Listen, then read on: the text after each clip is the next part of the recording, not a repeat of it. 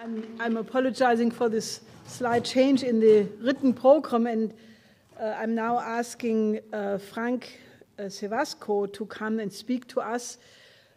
He was one of the people who were involved in the original SDI program, and he worked for the Office of the Secretary of Defense between 1997 and 1990. So please, Frank, come.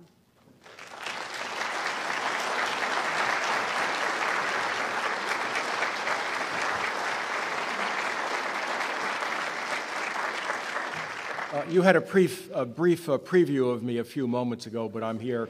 I'm back for real this time. And first slide, please.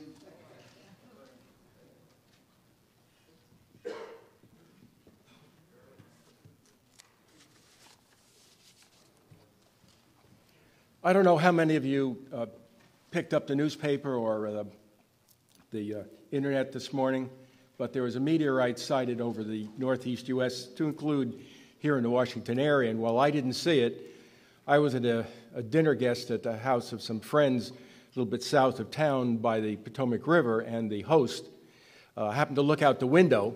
We're up on the upper level, and directed our attention to this, but it was gone before the rest of us could put our wine glasses down and look.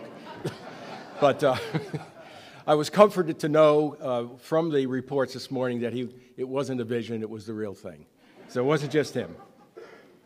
Okay.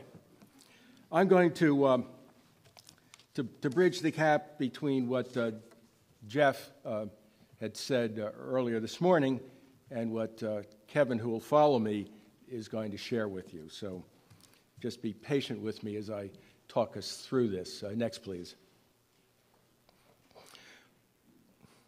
My outline is built around a number of points. You won't be surprised. I try to be relatively structured in how we approach things, but I'd like to start with key dates or key events, because they frame what's happened or not happened. And I'll close, and while much of what I say will be connected with the Strategic Defense Initiative, with President Reagan's speech and all the things that followed, I'll close with trying to pull all of that together and share with you my thoughts about what it means to a planetary defense, structuring that to actually make something happen. Next, please. Key here among the events or dates are the ABM Treaty, 1972, a long time ago. A lot of you in this room weren't born yet. President Reagan's speech was mentioned several times, and it's certainly central and key to why we're here and looking in the past and looking in the future. And more recently, the National Security Presidential Directive 23, one of very few of those that was released to the public. They tend to be highly classified and tucked away. That dates to 2002, and what that said, among a variety of other things, was the President's direction that his administration develop and deploy missile defenses and encourage industrial participation to make that happen. I really need to emphasize that. The early effort, because of the ABM Treaty, constrained what work could be done, and the Reagan approach was to start with a research and development program. Made sense. We hadn't done this before. A lot of early work had been done quite a long time ago, very expensive and abandoned as less than effective. But moving to deployment, that is a big thing. And the industrial participation thing is also key, and I'll explain that to you as why I say that. Next, please. Returning to President Reagan, one interesting thing he said, which caused a lot of apoplexy within the Pentagon, was that the Soviets should be given access to Strategic Defense Initiative technology. That was at a time, this is 1983, you remember, when the Reagan administration came in 1981. One of the things one of many things it did was to tighten up the export control of military technology. At that point, the U.S. government had learned that many of the Soviet defense systems were highly dependent on componentry technology that are Western origin. That is, if they couldn't buy U.S. microprocessors, they might not be able to field certain systems. And there was a long list of things that we subsequently found out were key components of the Soviet war machine. So they created the Defense Technology Security Administration. What was done in the Carter administration with about 8 people was then turned into a major independent agency within the Pentagon with about 150 people. So controls were imposed on everything. At the same time, there was still a consistent recognition that the threat that the U.S.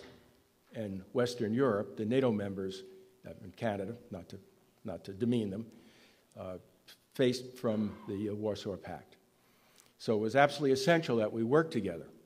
And that recognition started at least started way back in the mid-'60s in small ways with science and technology cooperation, but was building dramatically through the mid-1970s, the latter part of the Nixon-Ford administration, and through the Carter administration, but it was a cornerstone of the Reagan efforts as well. So there's these conflicting forces that were operative within the government of protecting things, keeping them away from the Soviets, and sharing them with our closest allies and friends, because we had to do this together. There wasn't enough talent, money, resources, smart people in any one country to do it. Individually, had to be done together. And let's just think about this. It's foolish for any one country to try to be the protector of everybody else. That means while it's very nice to think that way, the realities of limited resources have to be recognized. Next, please. There's a big difference between direction from the top and implementation that takes place at the middle and at the bottom. The difference is words versus action. So we can talk about things or we can do things. Ideally, direction originates at the top, policymakers, decision makers, and it works its way down through the government bureaucracies and into the industrial sector, works its way across borders, and things happen. Money is spent, talent's brought to bear on problems, and results pop out the other end. Of course, there are laws, regulations, and policies that have to be addressed, but none of those are carved in stone. All of those are made by men. All of those can be changed by men. So yes, there's a law in effect that says you can't do this or that. Those things are changed numerous times a day. But it's a great excuse to do nothing because there's a law, or more accurately, let's say, an interpretation of the law. There's law, policy, there's practice, the things you do, because that way you can get things done, and there's opinion. Well, this town is rife with opinion, and it's a bit short on other things. So, but to listen to some of our colleagues, you'd think the opinion, though they wouldn't call it opinion, trumps everything else. Okay, next, please. One of these constraints that I referred to, and I mentioned it earlier, was the ABM Treaty from 1972. Now, while President Reagan's concept central to it was cooperation, the treaty put some not-so-fast limitations. Certain things can't be done. Article 9 talks in broad terms. In agreed statement 7 of 7 agreed statements was a bit more specific. The parties will not provide technical descriptions or blueprints specifically worked out for the construction of ABM systems and their components limited by the treaty. Okay, That constrained what could be done by the U.S. and its allies and friends, yes. But cooperation is permitted, but it was limited. So it wasn't a prohibition, it was just simply, you can cooperate, but you need to keep looking over your shoulder at what the treaty says, what the two countries had signed up to. Next, please. Okay. There are other constraints.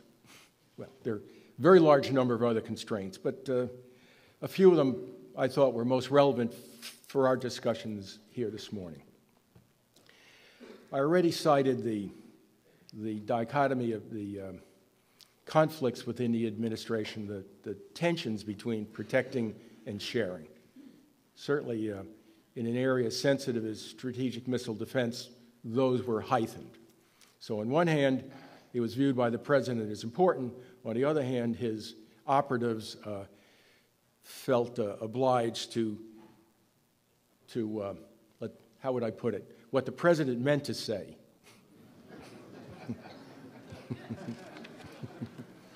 Or if he knew what we knew at the bottom, he wouldn't have ever said that. So we'll talk cooperation, but we won't let much happen. We started out with the Strategic Defense Initiative Office, SDIO.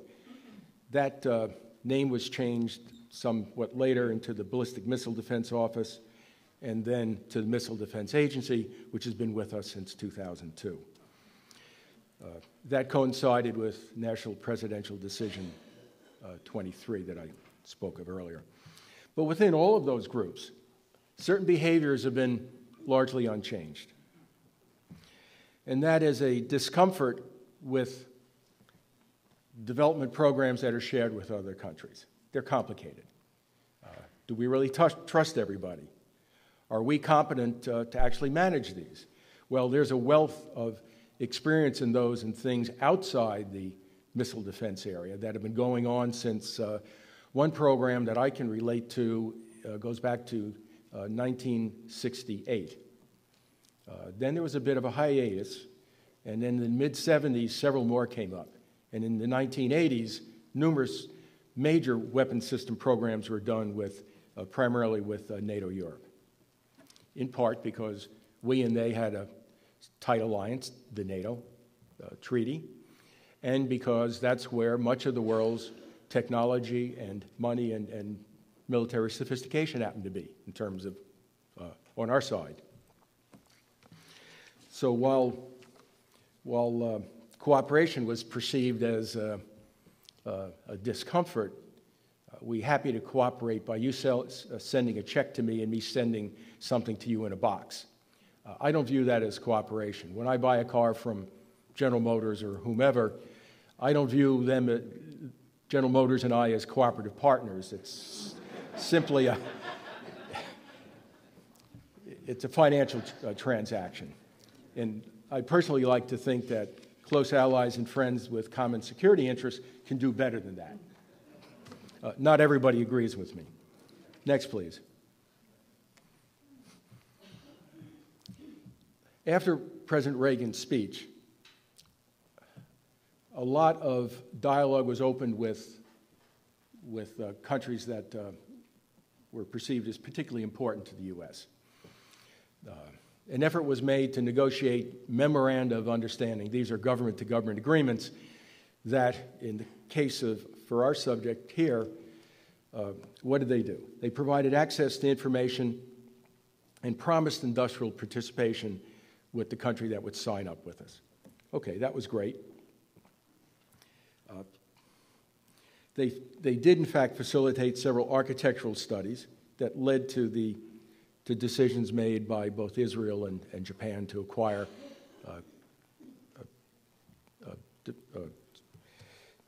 ballistic missile defense capable systems. That was good.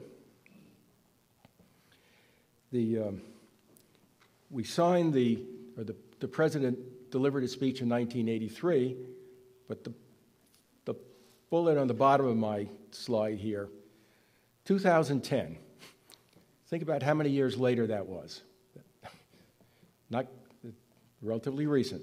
2010 was the first time that the NATO heads of state agreed the need for a missile defense capability to protect all NATO European populations, territory, and forces. Prior to that, there was a comfort level only with deployed forces.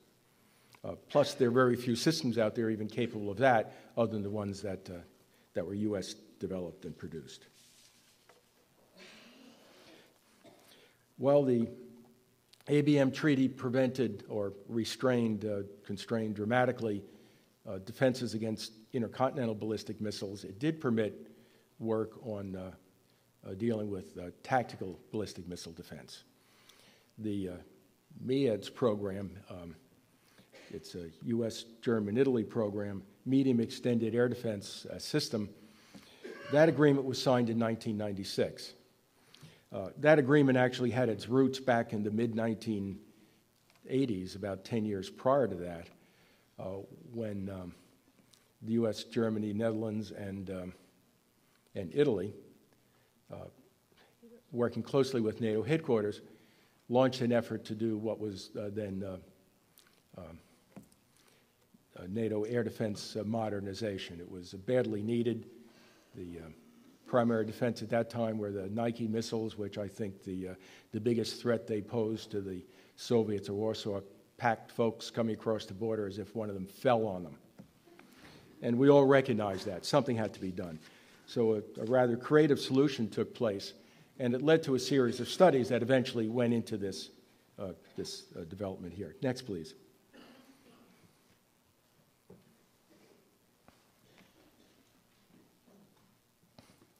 The treaty limited cooperation to science and technology level projects and tactical ballistic missiles, but when it went away, not much changed in the way the department and the U.S. government operated. So one could say that while the ABM treaty was in place, we all had to be somewhat careful about where those edges were to not put our treaty obligation at risk. One would have thought that would have opened the floodgates to do things. It didn't. Absolutely, from where I sat, nothing changed. The old bad habits were well entrenched and remain there for the most part today. The 5 bilateral memorandum of understanding I mentioned a moment ago, they were seized as political agreements because, with the exception of the agreement, with the exception of Japan, for which there was no such agreement, and there are reasons for that. With the other 4 countries, we had agreements in place that were in there years earlier that allowed for full exchanges at the Major Weapons System Development Program level. But the decision was made to coax these others into giving a political blessing at the head of state level for the U.S. initiative. I tend to be a little bit old-fashioned. I spoke earlier about the difference between words and actions. My experience has been that it's much easier, it's very difficult to get people to make very, very big decisions. Hopefully our leaders do that when it's needed, but when you're trying to get something done, I found it's much easier to engage them one by one small bite-sized piece. You get a comfort level going. I can build from that to something bigger and bigger, both in the content of this effort, and I can expand it across other countries, and all of a sudden you go from a few little things, you can fuse them together into a major effort. Well, there was resistance from that from the beginning. And because of the way this was approached, this whole effort was perceived largely, and continue to be perceived today, largely as a U.S. program with, and here's the other element, a U.S. commitment to protect Europe. Now, if you're Europe and you have a lot of financial problems, you have a lot of demands for your own national security, would you allocate some of that money that you have that's hard to come by to defend yourself when, in fact, the U.S. has already said, don't worry, guys, I'm going to do it for you, even though I want you to? You have to think about that. If you're the money man in some European capital what would your thinking process be? That while you want to be a good ally, you got to think of the home team. That's reality. That's the way we think as individuals and the way large organizations think in the private sector and in the public sector.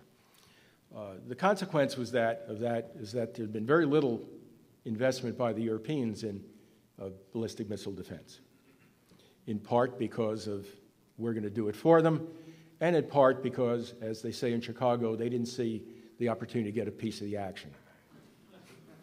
And that is important. I don't know how many of you, if any, followed a few years ago the Air Force tanker competition that took place here. The Air Force desperately needs to replace tankers. It's many of the tankers, the pilots flying those tankers are much younger than the airplane that they fly. The airplanes desperately needed to be replaced. It ended up with a competition between Boeing, our home team, and Airbus, European team.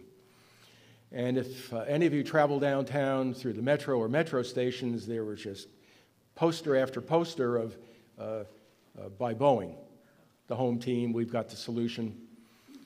Members of Congress from the states where Boeing is big and all of its suppliers were lobbied constantly, and the contract went to Airbus, was quickly pulled back, and eventually went to Boeing.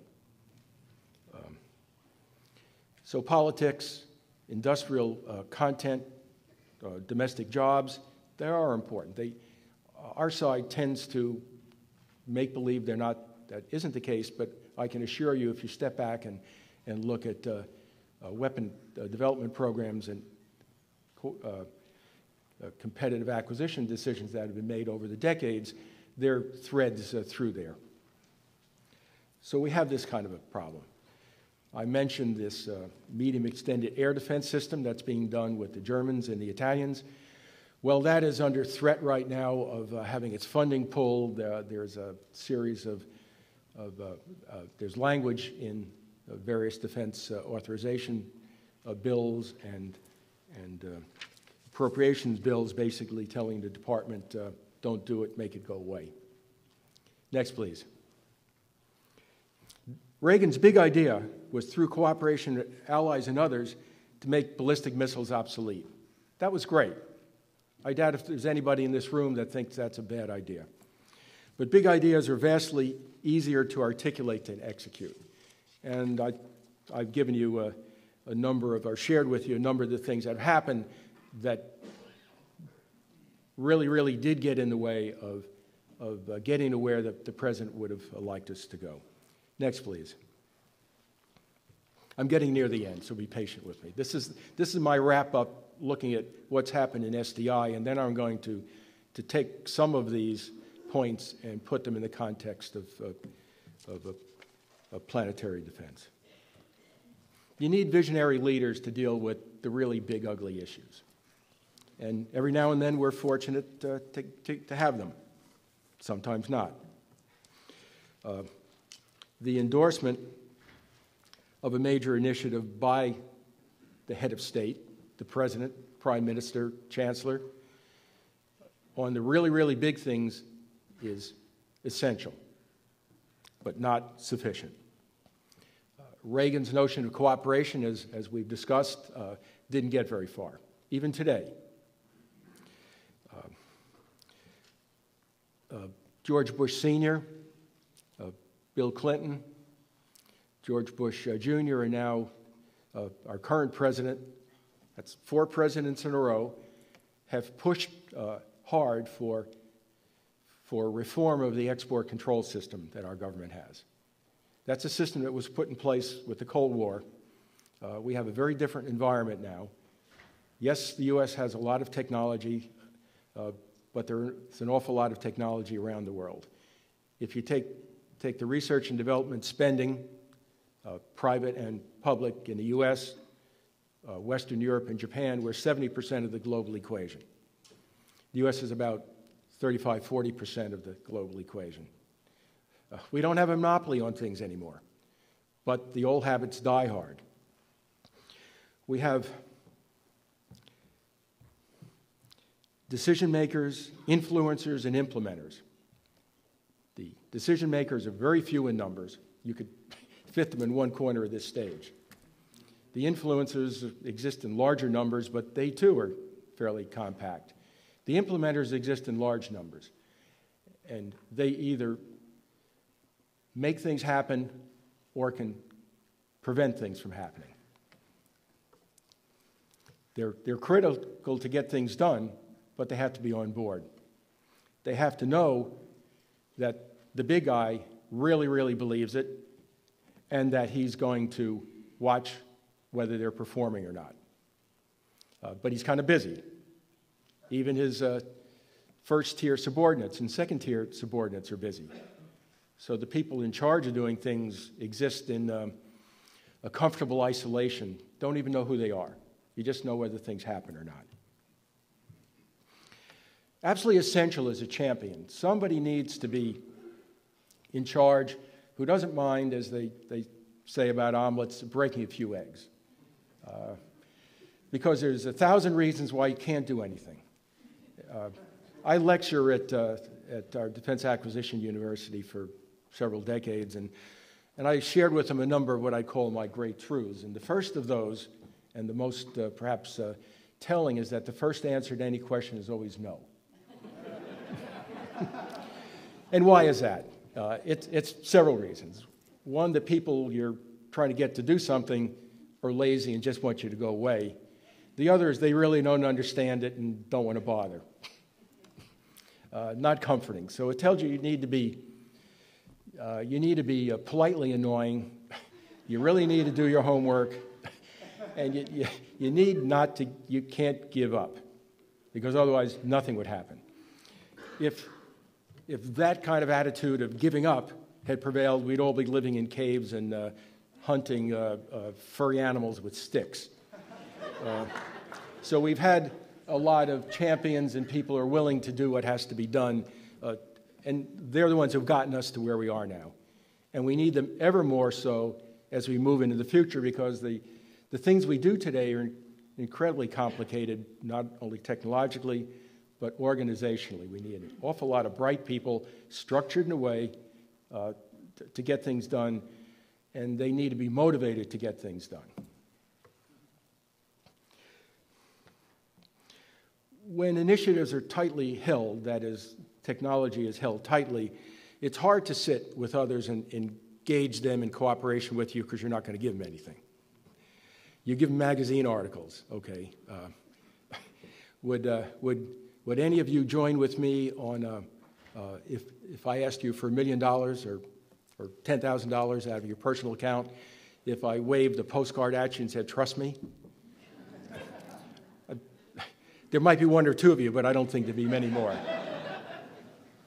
And the same thing applies when we move the dollars up into the stratosphere. Political leaders control the money. They may not be the visionaries, but they control the purse strings. They favor high-priority defense programs, in the context we're talking about, supported by industry. And industry support is conditional on an expectation of technology and noble work. Don't just give me a job of painting the shipping container. I want to do more than that. And these other countries, in fact, I cited some of the statistics of where the research and development is done globally. It isn't just here anymore. We're a big guy. We invest more than any other country, but we're one country, and there's an awful lot of other stuff. And unfortunately, as I look into the way things are done today, program execution is subordinated to process. As a graduate student years ago, I remember reading a book, introductory book on management decision-making and all. And they listed, I think, something like 17 schools of management. And at that point, I'd been working for a long time, actually doing things and going back to hopefully get a little smarter. And one of those 17 schools was the process school. my immediate reaction as a practitioner is, my God, help me here. If I was ever put in an organization where process was primary, I don't think I'd ever get anything done. You have to think about how the government is structured as well. Our leaders come and go in, the presidents are there for 4 years, but a lot of the people that run the Pentagon are not there for 4 years at a time. They're there for 1 year, 2 years, 3 years.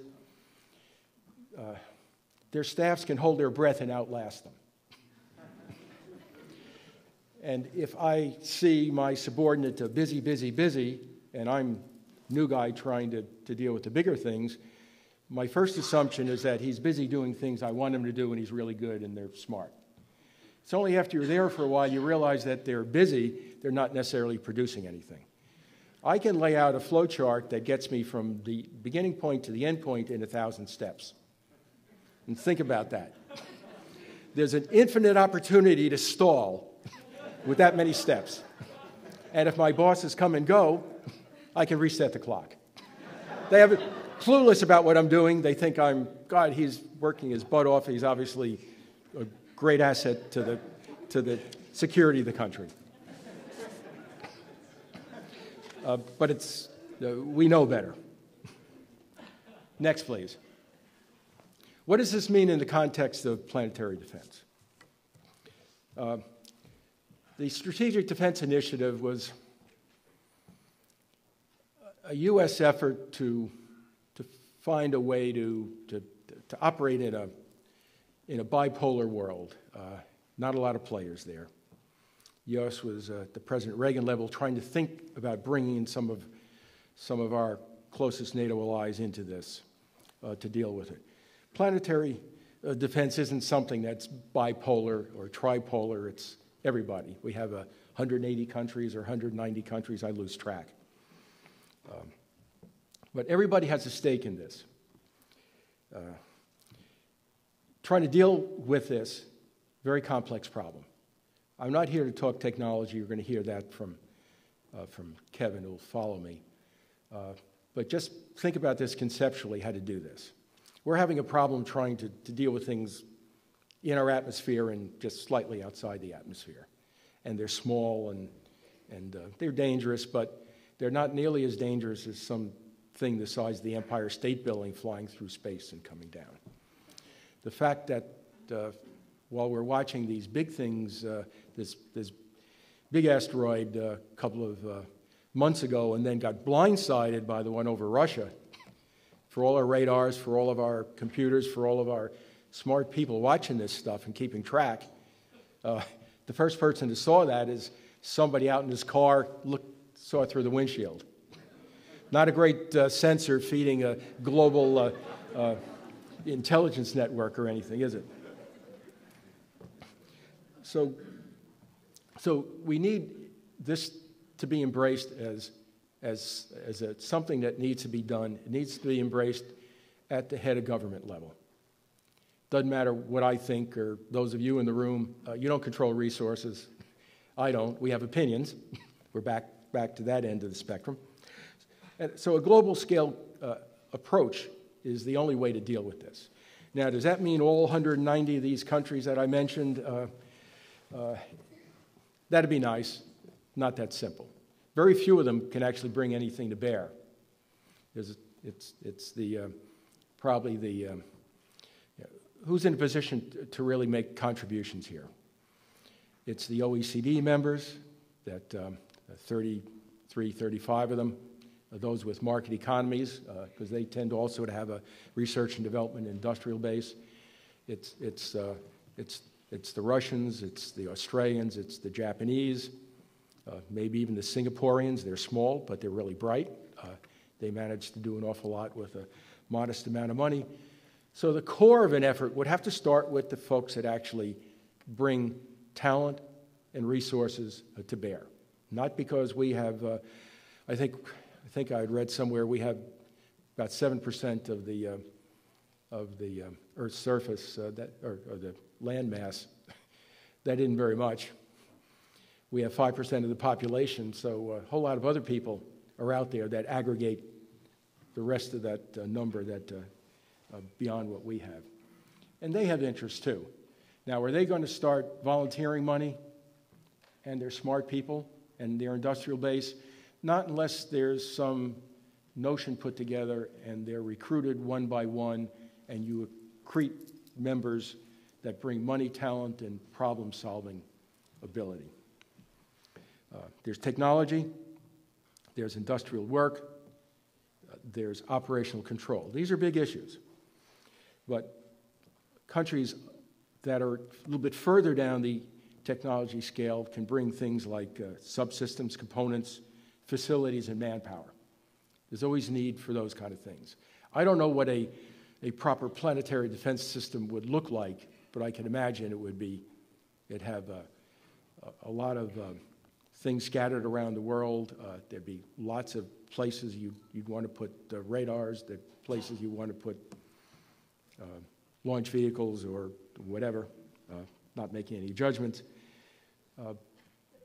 And various countries can supply pieces and parts of that. Very critical is getting somebody, what I called earlier, the champion.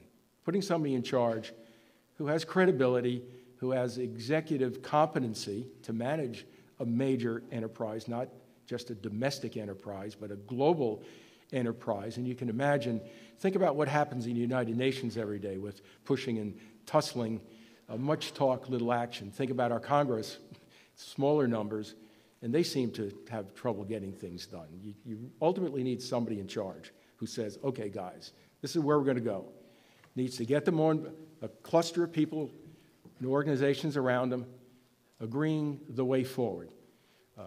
That way forward doesn't necessarily mean to be the ultimate best possible solution, because you may never achieve that. Often it's you do the best you can with what you got, you get a capability out there, and you advance it and expand its reach and effectiveness over time. There was a Russian general that was highly quoted in the Pentagon in the early Reagan days. I forget the general's name, but the quote, and it was very simple, substantial amount of wisdom in a few words: the better is the enemy of the good. And lastly, it's going to take some time. It's going to take a lot of patience to do this. Thank you.